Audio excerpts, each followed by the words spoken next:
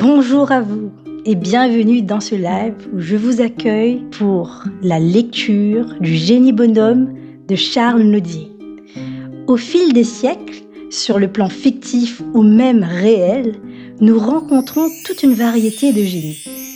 On connaît par exemple le génie asservi par les désirs des autres, le génie incompris de son époque, le génie maudit, poursuivi par une vie chaotique, le génie fou des laboratoires, le génie récompensé de prix et de reconnaissance, mais aussi le génie terré dans l'ombre. Alors, de quoi Charles Nodier a voulu nous parler en écrivant Le Génie bonhomme? Lui-même considéré comme l'un des auteurs les plus prolifiques de son époque, et bien que l'on connaisse son rôle important dans l'essor du romantisme, il est vrai qu'on aura du mal à le saisir, tant ses œuvres et capacités d'écriture sont grandes et multiples. Chose étonnante est qu'on lui prête une volonté de s'effacer dans les mémoires au profit d'autres plumes. Il fonde d'ailleurs un salon littéraire où l'on croise les futurs grands noms de la littérature française tels que Victor Hugo, Alexandre Dumas, Alphonse Lamartine. Une forme de discrétion qui se retrouve notamment dans sa participation en tant que membre fondateur à la création d'une société secrète appelée les Philadelphes qui fera la critique du despotisme grandissant de Napoléon. Sans plus de suspense, découvrons l'histoire du Génie bonhomme. Le Génie bonhomme. Il y avait autrefois des génies. Il y en aurait bien encore, si vous vouliez croire tous ceux qui se piquent d'être des génies. Mais il ne faut pas s'y fier. Celui dont il sera question ici n'était pas d'ailleurs de la première volée des génies. C'était un génie d'entresol, un pauvre garçon de génie qui ne siégeait dans l'assemblée des génies que par droit de naissance, et sauf le bon plaisir des génies titrés. Quand il s'y présenta pour la première fois, j'ai toujours envie de rire quand j'y pense. Il avait pris pour devise de son petit étendard de cérémonie « Fais ce que tu dois, advienne que pourra ». Aussi l'appela-t-on le génie bonhomme. Ce dernier sobriquet est resté depuis aux esprits simples et naïfs qui pratiquent le bien par sentiment ou par habitude et qui n'ont pas trouvé le secret de faire une science de la vertu. Quant au sobriquet de génie, on en a fait tout ce qu'on a voulu, cela ne nous regarde pas. À plus de 200 lieues d'ici, et bien avant la Révolution, vivait dans un vieux château seigneurial une riche douairière dont ces messieurs de l'école des Chartes n'ont jamais pu retrouver le nom. La bonne dame avait perdu sa bru jeune et son fils à la guerre. Il ne lui restait pour la consoler dans les ennuis de sa vieillesse que son petit-fils et sa petite-fille, qui semblaient être créés pour le plaisir de les voir. Car la peinture elle-même, qui aspire toujours à faire mieux que Dieu, n'a jamais rien fait de plus joli. Le garçon, qui avait 12 ans, s'appelait Saphir, et la fille, qui en avait 10, s'appelait Améthyste. On croit, mais je n'oserais l'assurer, que ces noms leur avaient été donnés à cause de la couleur de leurs yeux. Et ceci me permet de vous apprendre ou de vous rappeler 2 choses en passant. La première, c'est que le saphir est une belle pierre d'un bleu transparent et que l'améthyste en est une autre qui tire sur le violet. La seconde, c'est que les enfants de grande maison n'étaient ordinairement nommés que 5 ou 6 mois après leur naissance. On chercherait longtemps avant de rencontrer une aussi bonne femme que la grand-mère d'Améthyste et de Saphir. Elle l'était même trop, et c'est un inconvénient dans lequel les femmes tombent volontiers quand elles ont pris la peine d'être bonnes. Mais ce hasard n'est pas assez commun pour mériter qu'on s'en inquiète. Nous la désignerons cependant par le surnom de trop bonne, afin d'éviter la confusion s'il y a lieu. Trop bonne aimatant ses petits-enfants, qu'elle les élevait comme si elle ne les avait pas aimés. Elle leur laissait suivre tous leurs caprices, ne leur parlait jamais d'études et jouait avec eux pour aiguiser ou renouveler leur plaisir quand ils s'ennuyaient de jouer. Il résultait de là qu'ils ne savaient presque rien et que, s'ils n'avaient pas été curieux, comme sont tous les enfants, ils n'auraient rien su du tout. Cependant, Trobonne était de vieille date l'amie du génie bonhomme, qu'elle avait vu quelque part dans sa jeunesse. Il est probable que ce n'était pas à la cour. Elle s'accusait souvent auprès de lui, dans leur entretien secret, de n'avoir pas eu la force de pourvoir à l'instruction de ces deux charmantes petites créatures auxquelles elle pouvait manquer d'un jour à l'autre. Le génie lui avait promis d'y penser quand ses affaires le permettraient, mais il s'occupait alors de remédier aux mauvais effets de l'éducation des pédants et des charlatans qui commençaient à être à la mode. Il avait bien de la besogne. Un soir d'été, cependant, Trobonne s'était couché de bonne heure, selon sa coutume. Le repos des honnêtes gens est si doux. Améthyste et Saphir s'entretenaient dans le grand salon de quelques-uns de ces riens qui remplissent la fade oisiveté des châteaux. Et ils auraient bâillé plus d'une fois en se regardant, si la nature n'avait pris soin de les distraire par un de ces phénomènes les plus effrayants, et pourtant les plus communs. L'orage grondait au dehors. De minute en minute, les éclairs enflammaient le vaste espace où se croisaient en zigzag de feux sur les vitres ébranlées. Les arbres de l'avenue criaient et se fendaient en éclats.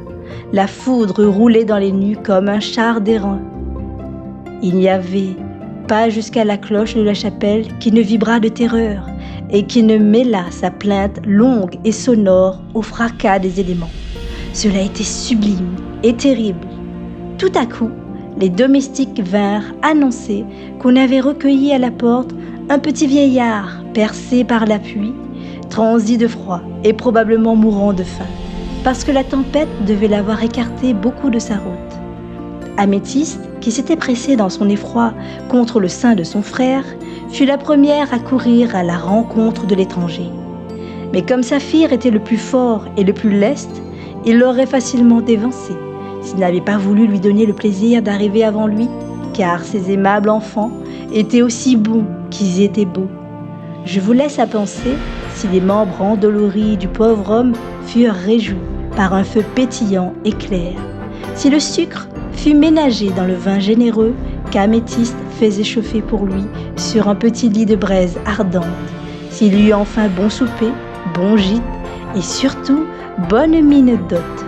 Je ne vous dirai pas même qui était ce vieillard, parce que je veux vous ménager le plaisir de la surprise. Quand le vieillard fut un peu remis de sa fatigue et de ses besoins, il devint joyeux et causeur, et les jeunes gens y prirent plaisir. Les jeunes gens de ce temps-là ne dédaignaient pas la conversation des vieilles gens, où ils pensaient avec raison qu'on peut apprendre quelque chose. Aujourd'hui, la vieillesse est beaucoup moins respectée, et je n'en suis pas surpris. La jeunesse a si peu de choses à apprendre. « Vous m'avez si bien traité, leur dit-il, que mon cœur s'épanouit à l'idée de vous savoir heureux. Je suppose que dans ce château magnifique, où tout vous vient à souhait, vous devez couler de beaux jours. » Saphir baissa les yeux. « Heureux, sans doute, » répondit Améthyste. « Notre grand-mère a tant de bonté pour nous et nous l'aimons tant. Rien ne nous manque, à la vérité, mais nous nous ennuyons souvent. »« Vous vous ennuyez ?» s'écria le vieillard avec les marques du plus vif étonnement. « Qui a jamais entendu dire qu'on s'ennuya à votre âge, avec de la fortune et de l'esprit ? L'ennui est la maladie des gens inutiles, des paresseux et des sots. Quiconque s'ennuie est un être à charge à la société comme à lui-même, qui ne mérite que le mépris. Mais ce n'est pas tout d'être doué par la providence d'un excellent naturel comme le vôtre, si on ne le cultive par le travail. Vous ne travaillez donc pas ? » ?»« Travailler ?» répliqua Saphir un peu piqué. « Nous sommes riches, et ce château le fait assez voir. »« Prenez garde !» reprit le vieillard, en laissant échapper à regret un sourire amer. La foudre qui se tait à peine aurait pu le consumer en passant. « Ma grand-mère a plus d'or qu'il n'en faut pour suffire au luxe de sa maison. Les voleurs pourraient le prendre. Si vous veniez du côté que vous nous avez dit, continua Saphir d'un ton assuré, vous avez dû traverser une plaine de 10 lieues d'étendue, toute chargée de vergers et de moissons. La montagne qui la domine du côté de l'Occident est couronnée d'un palais immense qui fut celui de mes ancêtres et où ils avaient amassé à grands frais toutes les richesses de 10 générations.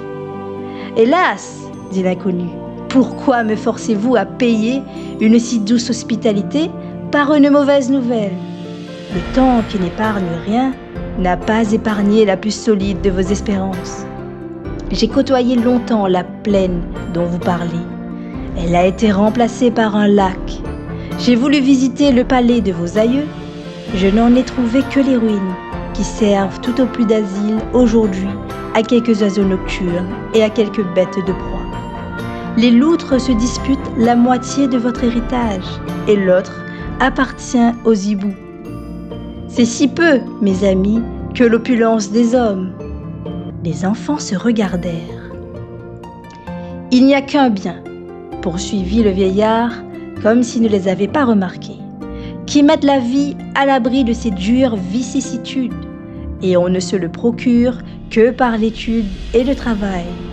Oh, contre celui-là, c'est en vain que les eaux se débordent et que la terre se soulève et que le ciel épuise ses fléaux. Pour qui possède celui-là, il n'y a point de revers qui puisse démonter son courage, tant qu'il lui reste une faculté dans l'âme ou un métier dans la main. L'aimable science des arts est la plus belle dot des fiancés. L'aptitude aux soins domestiques est la couronne des femmes. L'homme qui possède une industrie utile ou des connaissances d'une application commune est plus réellement riche que les riches. Ou plutôt, il n'y a que lui de riche et d'indépendant sur la terre. Toute autre fortune est trompeuse et passagère. Elle vaut moins et dure peu. Améthyste et Saphir n'avaient jamais entendu ce langage. Ils se regardèrent encore et ne répondirent pas. Pendant qu'ils gardaient le silence, le vieillard se transfigurait. Ses traits décrépits reprenaient les grâces du bel âge et ses membres cassés l'attitude saine et robuste de la force. Ce pauvre homme était un génie bienfaisant avec lequel je vous ai déjà fait faire connaissance. Nos jeunes gens ne s'en étaient guère doutés, ni vous non plus. Je ne vous quitterai pas, ajouta-t-il en souriant, sans vous laisser un faible gage de ma reconnaissance pour les soins dont vous m'avez comblé, puisque l'ennui seul a jusqu'ici troublé le bonheur que la nature vous dispensait d'une manière si libérale. Recevez de moi ces 2 anneaux qui sont de puissants talismans. En poussant le ressort qui en ouvre le chaton, vous trouverez toujours dans l'enseignement qui y est caché un remède infaillible contre cette triste maladie du cœur et de l'esprit. Si cependant l'art divin qui les a fabriqués trompait une fois mes espérances, nous nous reverrons dans un an et nous aviserons alors à d'autres moyens.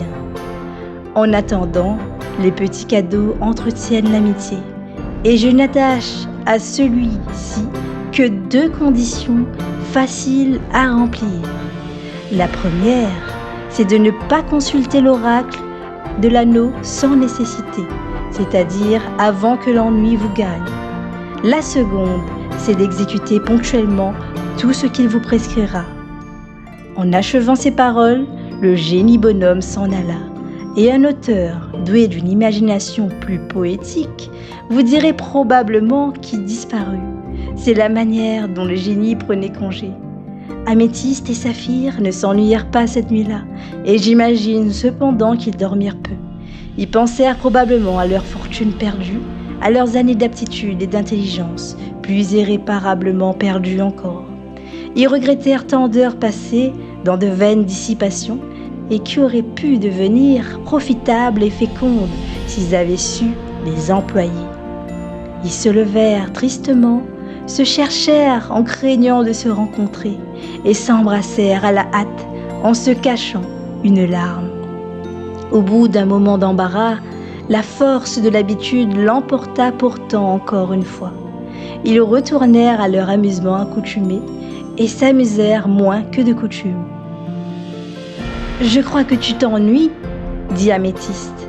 « J'allais t'adresser la même question » répondit Saphir. « Mais j'ai eu peur que l'ennui ne servît de prétexte à la curiosité. »« Je te jure, » reprit Améthyste en poussant le ressort du chaton, « que je m'ennuie à la mort. » Et au même instant, elle lut, artistement gravée sur la plaque intérieure, cette inscription que Saphir lisait déjà de son côté. « Travaillez pour vous rendre utile. Rendez-vous utile pour être aimé. Soyez aimé pour être heureux. » Ce n'est pas tout, observa gravement Saphir. Ce que l'oracle de l'anneau nous prescrit, il faut l'exécuter ponctuellement. Essayons, si tu m'en crois. Le travail n'est peut-être pas plus ennuyeux que l'oisiveté. « Oh, pour cela, je l'en défie, » répliqua la petite fille. « Et puis l'anneau nous réserve certainement quelques autres ressources contre l'ennui. Essayons, comme tu dis. Un mauvais jour est bientôt passé. » Sans être absolument mauvais, comme le craignait Améthyste, ce jour n'eut rien d'agréable. On avait fait venir les maîtres, si souvent repoussés, et ces gens-là parlent une langue qui paraît maussade parce qu'elle est inconnue, mais à laquelle on finit par trouver quelque charme quand on en a pris l'habitude. Le frère et la sœur n'en étaient pas là.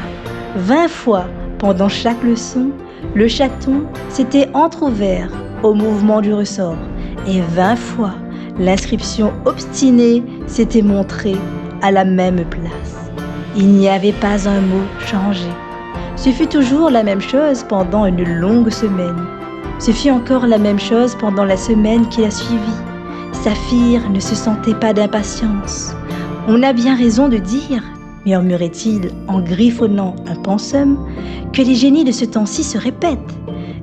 Et puis, » ajoutait-il, « on en conviendra, c'est un étrange moyen pour guérir les gens de l'ennui que de les ennuyer à outrance. » Au bout de 15 jours, ils s'ennuyèrent moins parce que leur amour-propre commençait à s'intéresser à la poursuite de leurs études. Au bout d'1 mois, ils s'ennuyèrent à peine parce qu'ils avaient déjà semé assez pour recueillir. Ils se divertissaient à lire à la récréation et même dans le travail des livres fort instructifs et cependant fort amusants en italien, en anglais et en allemand. Ils ne prenaient point de part directe à la conversation des personnes éclairées, mais ils en faisaient leur profit depuis que leurs études les mettaient à portée de la comprendre. Ils pensaient enfin, et cette vie de l'âme que l'oisiveté détruit, cette vie nouvelle pour eux leur semblait plus douce que l'autre, car ils avaient beaucoup plus d'esprit naturel. Leur grand-mère était d'ailleurs si heureuse de les voir étudier sans y être contraints et jouissait si délicieusement de leur succès. Je me rappelle fort bien que le plaisir qu'ils procurent à leurs parents est la plus pure joie des enfants. Le ressort joua cependant bien des fois durant la première moitié de l'année. Le 6e, le 8e, le 9e mois, on l'exerçait encore de temps à autre. Le 12e, il était rouillé. Ce fut alors que le génie devint au château comme il s'y était engagé. Les génies de cette époque étaient fort ponctuels dans leurs promesses. Pour cette nouvelle visite, il avait déployé un peu plus de pompe, celle d'un sage qui use de sa fortune sans l'étaler en vain pareil, parce qu'il sait le moyen d'en faire un meilleur usage. Il sauta au cou de ses jeunes amis qui ne se formaient pas encore une idée bien distincte du bonheur dont il lui était redevable. Ils l'accueillirent avec tendresse avant d'avoir récapitulé dans leur esprit ce qu'il avait fait pour eux. La bonne reconnaissance est comme la bonne bienfaisance. Elle ne compte pas. « Eh bien, enfants, leur dit-il gaiement, vous m'en avez beaucoup voulu, car la science est aussi de l'ennui. Je l'ai entendu dire souvent, et il y a des savants par le monde qui m'ont disposé à le croire. Aujourd'hui, plus d'études, plus de science, plus de travaux sérieux, du plaisir s'il y en a, des jouets, des spectacles, des fêtes.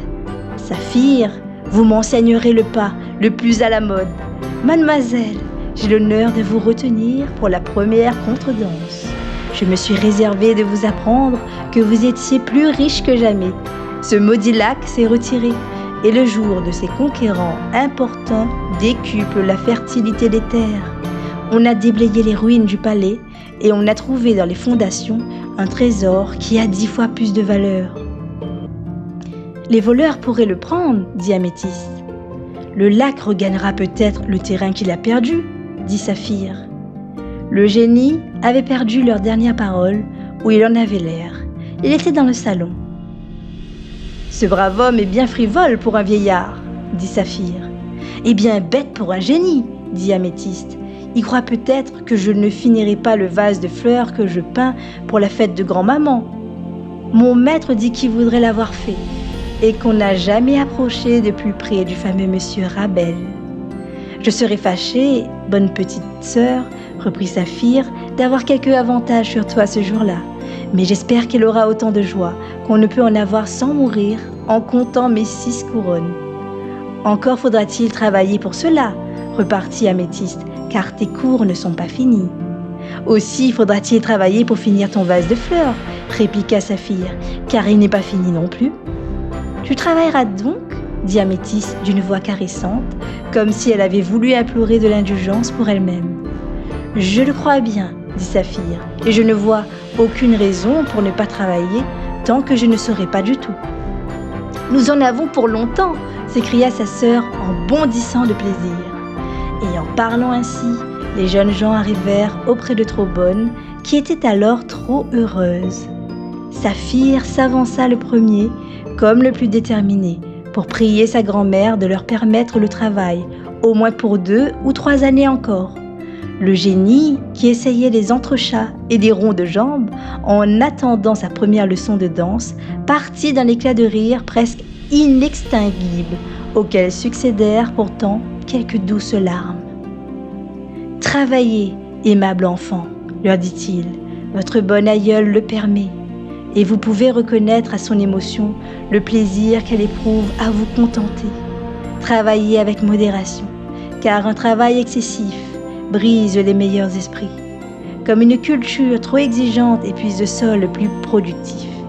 Amusez-vous quelquefois, et même souvent, car les exercices du corps sont nécessaires à votre âge, et tout ce qui délasse la pensée d'un travail suspendu à propos la rend plus capable de le reprendre sans effort.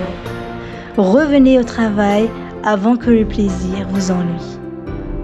Les plaisirs poussés jusqu'à l'ennui dégoûtent du plaisir. Rendez-vous utile, enfin, pour vous rendre digne d'être aimé et, comme disait le talisman, soyez aimé pour être heureux. S'il existe un autre bonheur sur la terre, je n'en sais pas le secret. Après cette lecture, comment décrirez-vous le génie bonhomme? Et quel regard ont Saphir et Améthyste sur ce vieillard après avoir bénéficié de ses enseignements? Aspect réaliste que j'ai apprécié dans cette lecture, c'est la place laissée par l'auteur pour montrer la frustration et la résistance éprouvée par les jeunes enfants dans leur nouveau et progressif apprentissage. Je vous donne rendez-vous jeudi 21 août pour un regard mis à l'épreuve avec le Sphinx d'Edgar Allan Poe et je vous remercie pour votre écoute. Je vous dis à très bientôt.